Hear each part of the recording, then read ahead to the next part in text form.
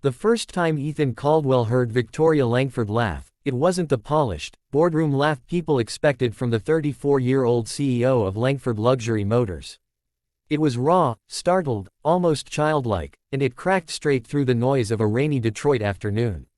He was on his knees in the executive garage, soaked to the bone, wrestling with the crumpled front end of a 1963 Aston Martin DB5 that had kissed a concrete pillar at 40 miles an hour.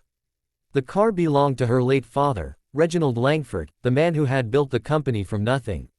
Everyone in the building knew the Aston was untouchable. No one had dared start it since the old man died 2 years earlier. It sat under a gray cover like a mausoleum on wheels. Victoria had come down to retrieve a forgotten briefcase and found a stranger, a tall, grease-streaked single dad in a faded Lions hoodie, pulling the cover off her father's car without permission. "What the hell do you think you're doing?" Her voice could have frozen gasoline. Ethan didn't look up. Rain dripped off his dark hair onto the fender as he traced the twisted aluminum with calloused fingers that knew metal the way poets know silence. "Saving it," he said simply. "You're the custodian they sent." She folded her arms, heels clicking on the concrete like gunshots. "Touch one more inch and you're fired before you finish the sentence." Only then did he stand, wiping his hands on a rag that had once been red. 38 years old, shoulders built from years of carrying more than tools, and eyes the color of a northern lake in winter, quiet, deep, impossible to lie to.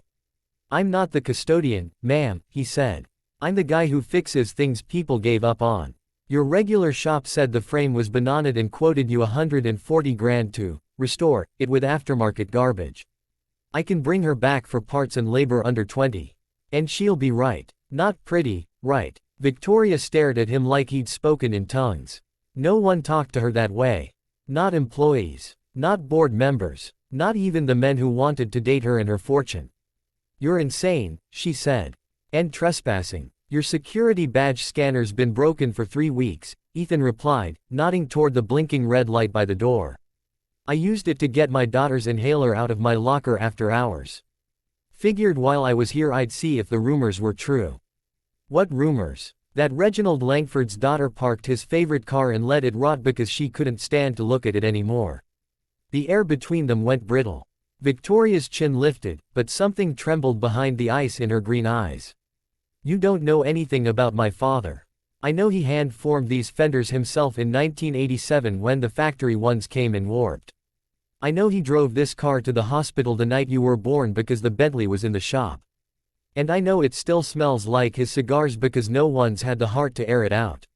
Ethan's voice softened. "I'm not here to steal memories, Miss Langford. I'm here to give one back." She should have called security. Instead she heard herself say, "You're lying. Pop the bonnet and check the left inner wing. Your dad scratched his initials the day he finished the restoration. RAL and the date, November 14, 87. 3 days after you came home from the hospital." Her breath caught. She hadn't opened that hood since the funeral. Slowly, almost against her will, she walked forward and released the latch. The scent of old leather and Macanudo cigars rose like a ghost. There, scratched into the metal in a young man's careful hand, RAL 11.14.87. Beneath it, someone had added in faded marker years later, "For Vicky, never forget how to drive fast and laugh loud." She hadn't let anyone call her Vicky since she was 9. Victoria closed the hood harder than necessary. "Even if you could fix it," she said, voice barely above the rain, "no one in this city can match the original paint. The formula died with the supplier." Ethan reached into his toolbox and pulled out a small glass jar filled with shimmering silver-blue flakes suspended in clear coat. "Funny thing about family recipes," he said. "Sometimes they hide in attics." He tilted the jar so she could see the handwritten label, Aston, Vicky, Blue, R. Langford 1987. Found it in a box of his old notes when your estate donated his shop tools to the trade school. Figured it belonged here. For the first time in years, Victoria Langford was speechless. Ethan shrugged like it was nothing.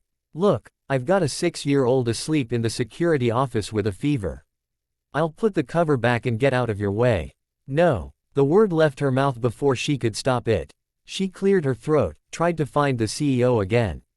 "How long? To do it right. 4 months. Working nights after my shift at the plant. You have a day job." Single dad, remember. Benefits matter. He gave a tired half smile that made something in her chest twist. I restore classics on the side to keep the lights on and buy nebulizer solution. She studied him, the frayed cuffs, the worry lines that had no business on a man not yet 40, the quiet steadiness that felt dangerous. Safe and dangerous at the same time. 4 months, she repeated. Give or take. And then, he met her eyes. Then you decide if the car, and the man who fixed her, is worth more than the rumors and the money and whatever walls you've built to keep from missing your dad. Victoria Langford laughed then. The sound startled them both. It bounced off the concrete walls and felt like breaking a window nobody knew was cracked. You're unbelievably arrogant, she said, but there was no venom in it. Or just tired of watching beautiful things rust because nobody had the guts to touch them. Silence stretched, filled only by the rain. Finally she spoke, softer than anyone had heard her in years. Repair it, she said, and I'll be yours. She meant the car. She told herself she meant the car. Ethan's smile was small, careful, heartbreakingly gentle. Yes, ma'am. Part 1, The Nights. For the next 16 weeks, the executive garage of Langford Luxury Motors became a cathedral after midnight.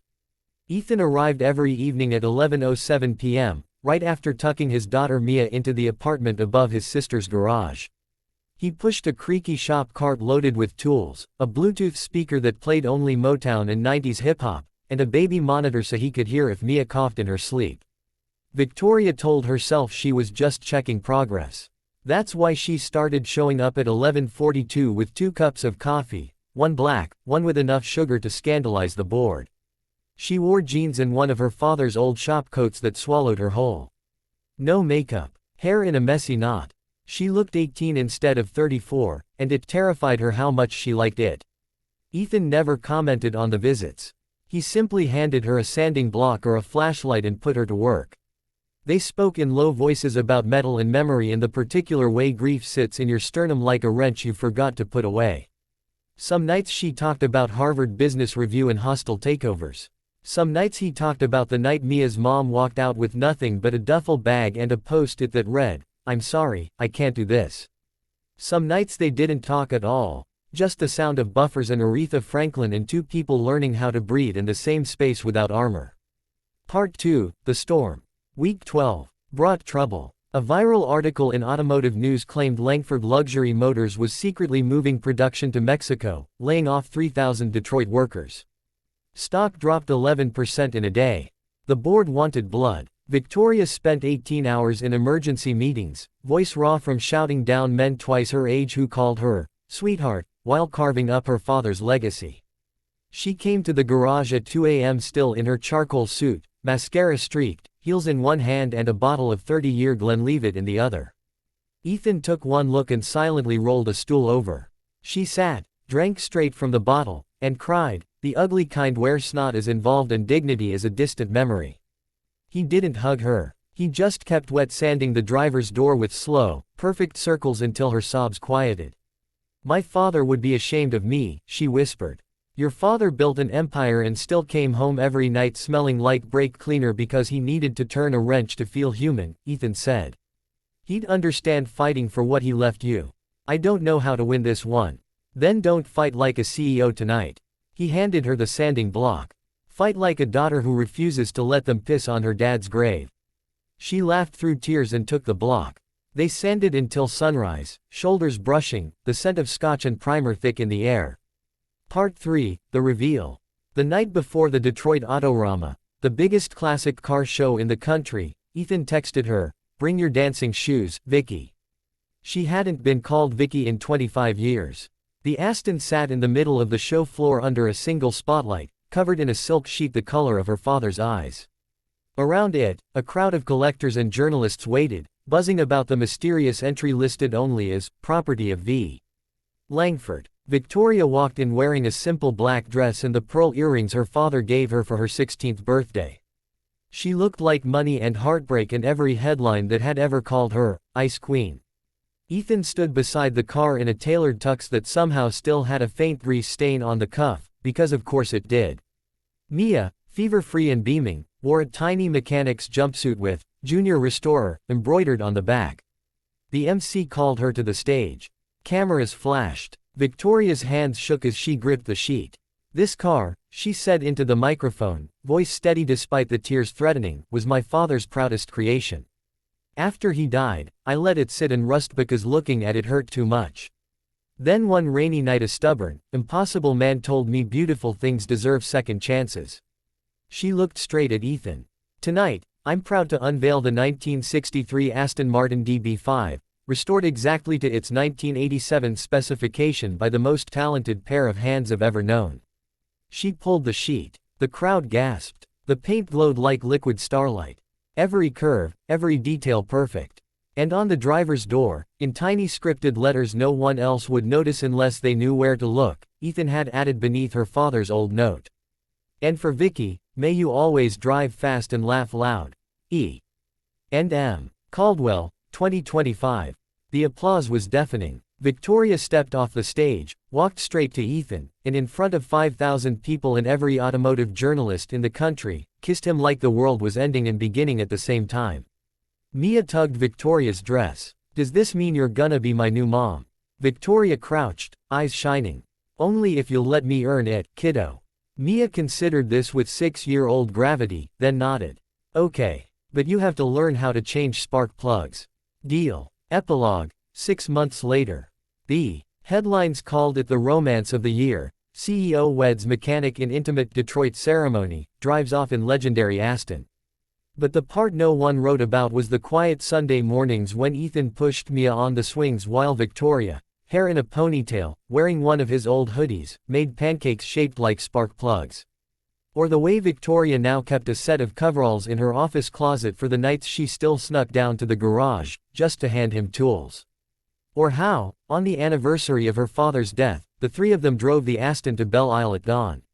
Ethan let Mia sit on his lap and steer while Victoria rested her head on his shoulder, windows down, Motown loud enough to drown sorrow.